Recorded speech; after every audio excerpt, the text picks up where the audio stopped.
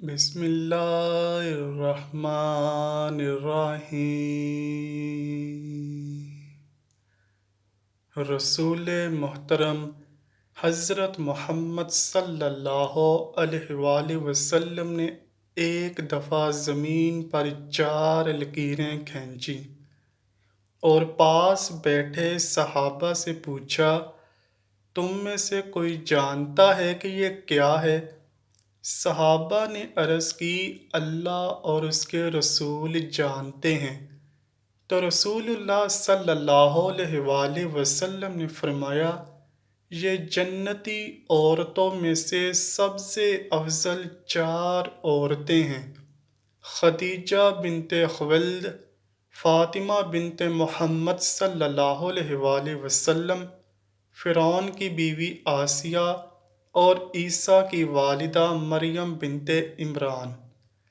ناظرین گرامی، آج کی ویڈیو انہی 4 اہم خواتین میں سے ایک یعنی حضرت آسیہ زوجہ فرعون کے بارے میں ہے۔ ایسی بابرکت خاتون کے جن کا ذکر قرآن میں اللہ پاک نے یوں بیان فرمایا ہے، اور اللہ نے ان لوگوں کے لیے جو ایمان لائے ہیں زوجہ فرعون کی مثال بیان فرمائی ہے۔ حافظ ابن حجر عسقلانی لکھتے ہیں کہ مصری شاہی خاندان کے بادشاہ ریان بن ولید، جو کہ حضرت یوسف علیہ السلام کے دور میں تھے اور ان پر ایمان بھی لائے تھے، ان کی پوتی بے حد حسین و جمیل تھی جن کا نام آسیہ تھا، اور نسب کچھ یوں بیان ہوا ہے: آسیہ بنت مزاحم بن عبید بن ریان بن ولید۔ جب رامسیس II شاہ مصر بنا تو اس نے تخت سنبھالتے ہی لوگوں کو عیش و عشرت میں ڈال دیا۔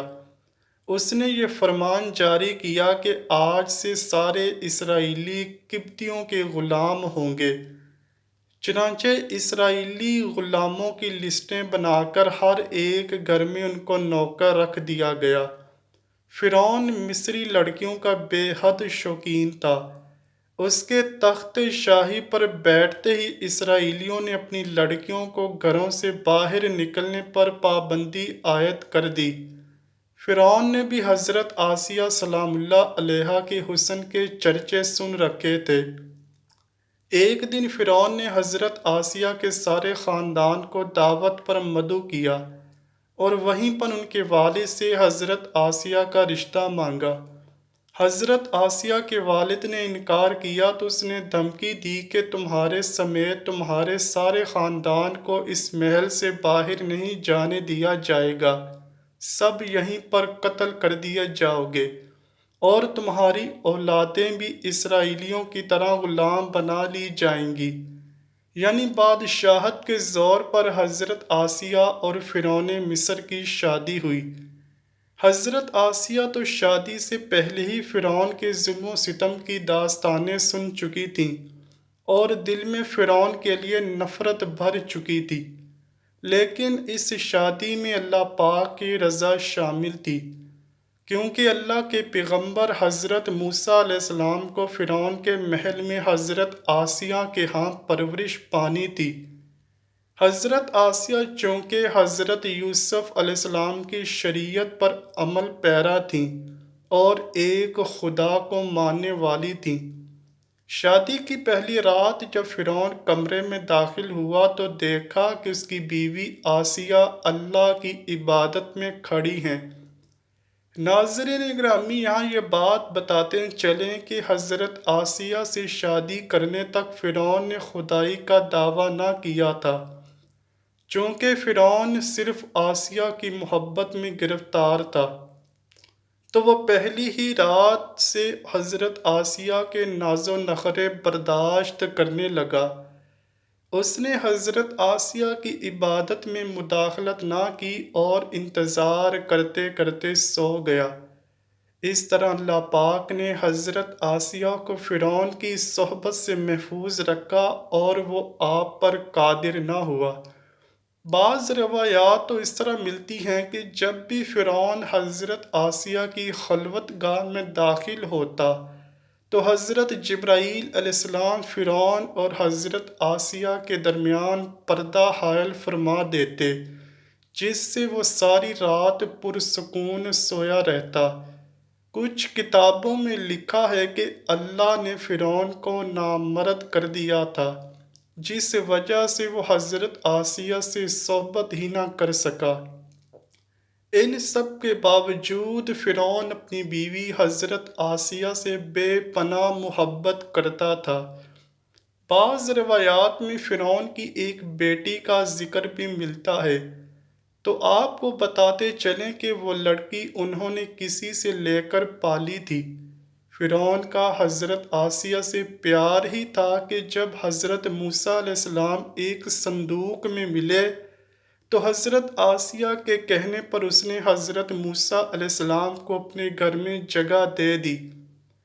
حضرت آسیہ کی چونکہ کوئی اولاد ہی نہ تھی، اس لیے آپ نے حضرت موسیٰ علیہ السلام کو اپنا بیٹا بنا لیا اور فرعون سے کہنے لگیں، یہ بچہ میری اور تیری آنکھوں کی ٹھنڈک ہے، اسے قتل نہ کرو۔ جیسے جیسے حضرت موسیٰ علیہ السلام پرورش پاتے رہے تو حضرت آسیہ سلام اللہ علیہا آپ کے معجزات دیکھ دیکھ کر حیران ہوتی رہیں اور دل میں یہ جان لیا کہ یہ بچہ کوئی عام نہیں۔ ان کی توقعات کے عین مطابق جب حضرت موسیٰ علیہ السلام نے نبوت کا اعلان فرمایا تو حضرت آسیہ سلام اللہ علیہا آپ پر ایمان لے آئیں، لیکن اپنا ایمان لانا محل والوں سے چھپائے رکھا۔ ان کے ایمان لانے کا واقعہ کچھ اس طرح ہے کہ ایک دن فرعون کے دربار میں ایک باندی کو لایا گیا، وہ حضرت موسیٰ علیہ السلام پر ایمان لے آئی تھی۔ فرعون نے اس باندی کے تینوں بچوں کو اس کے سامنے ابلتے ہوئے تیل میں ڈالنے کا حکم دیا اور ساتھ ہی اس باندی سے کہا، اب بھی وقت ہے، مجھے اپنا خدا بنا لے۔ لیکن وہ باندی کا ایمان بہت پختہ تھا۔ خیر، اس باندی کے سامنے اس عورت کے تینوں بچوں نے ابلتے ہوئے تیل میں جان دے دی۔ اس کے بعد فرعون نے اس باندی کو بھی تیل میں ڈالنے کا حکم جاری کیا۔ حضرت آسیہ سلام اللہ علیہا نے یہ منظر دیکھا کہ اس عورت اور بچوں کی روح ایک نورانی جھرمٹ میں آسمان پر لے جائی گئی، تو انہیں یقین ہو گیا کہ حضرت موسیٰ علیہ السلام اللہ کے سچے پیغمبر ہیں اور ان کا دین بھی سچا ہے۔ قصر فرعون روز بروز پرآشوب ہوتا گیا اور حضرت آسیہ نے فرعون سے کنارہ کشی اختیار کر لی۔ حضرت موسیٰ علیہ السلام کا دفاع کرتی رہیں۔ حضرت موسیٰ علیہ السلام کے چاہنے والے فرعون کے سپاہیوں کے ہاتھوں ظلم و ستم کی بھینٹ چڑھنے لگے اور انہیں بے دردی سے قتل کیا جانے لگا، یہاں تک کہ فرعون نے حضرت موسیٰ علیہ السلام پر ایمان لانے والے ایک شخص جسے قرآن کریم میں مومن آل فرعون کے نام سے یاد کیا ہے، بڑی ہی بے دردی سے قتل کیا، جس کے بعد حضرت آسیہ کے صبر کا پیمانہ چھلک اٹھا اور کھلم کھلا فرعون کی مخالفت کرنے لگی۔ فرعون کو جب علم ہوا کہ اس کی بیوی بھی موسیٰ کے خدا پر ایمان لے آئی ہے تو فرعون میں غیظ و غضب کی آگ بھڑک اٹھی۔ پہل تو اس نے اپنی بیوی کو اکیلے میں سمجھایا کہ اگر میری بیوی ہی مجھے خدا ماننے سے انکار کرے گی تو پھر بہت سے لوگ سرکشی کریں گے، لیکن حضرت آسیہ سلام اللہ علیہا نہ مانی، بلکہ فرعون کو بھی دعوت حق کی تبلیغ کی اور کہا کہ اللہ پاک سے معافی مانگ کر موسیٰ علیہ السلام پر ایمان لے آؤ۔ بہت سی راتیں اسی طرح جھگڑوں میں گزر گئیں۔ جب محل فرعون میں یہ باتیں ہونے لگیں کہ فرعون کی لاڈلی بیوی ہونے کی وجہ سے آسیہ کو کوئی سزا نہیں دی جا رہی تو فرعون غصے میں آ گیا۔ اس نے سب سے پہلے مار پیٹ شروع کی اور خود اپنی پاک بیوی کو سزائیں دینے لگا۔ وہ حضرت آسیہ سلام اللہ علیہا کا پورا دن تپتی ریت پر ننگے پاؤں کھڑا رکھتا اور رات کو ان کے پیروں کے زخموں پر خود نمک لگاتا۔ اس طرح کئی دن گزر گئے۔ جب فرعون کو یقین ہو گیا کہ اب حضرت آسیہ کو وہ حضرت موسیٰ علیہ السلام کے دین سے منحرف نہیں کر سکتا، تو اس نے اپنی بیوی کو سخت سزا دینے کا فیصلہ کیا۔ حضرت آسیہ سلام اللہ علیہا کے چاروں ہاتھوں پیروں میں لوہے کی کیلیں ٹھونک کر چاروں کونوں میں اس طرح جکڑ دیا کہ وہ ہل بھی نہ سکیں، اور بھاری پتھر آپ کے سینے پر رکھ کر ان کو ریت پر دھوپ میں لٹا دیا اور پانی بند کر دیا۔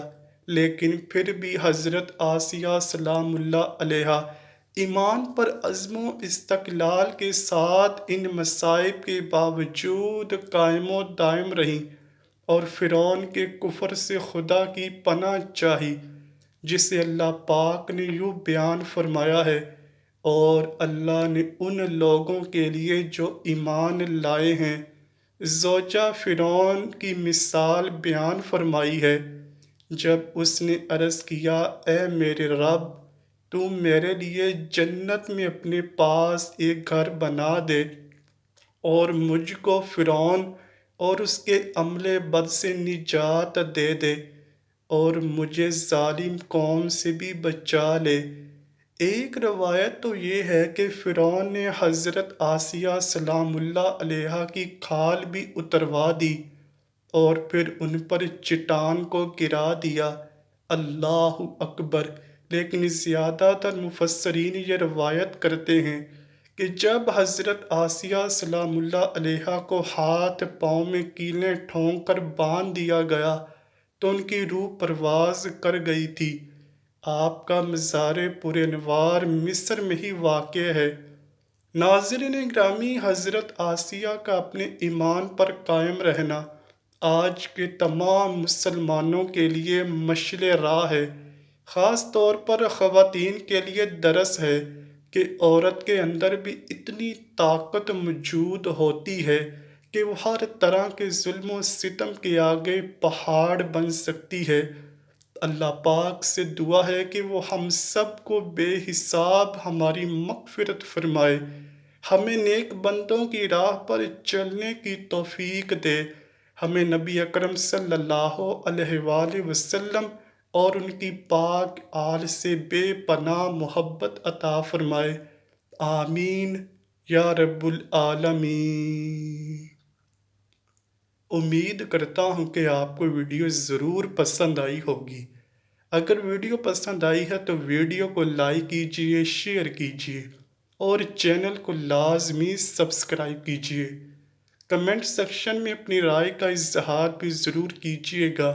ملتے ہیں اگلی ویڈیو میں، تب تک کے لیے اللہ حافظ۔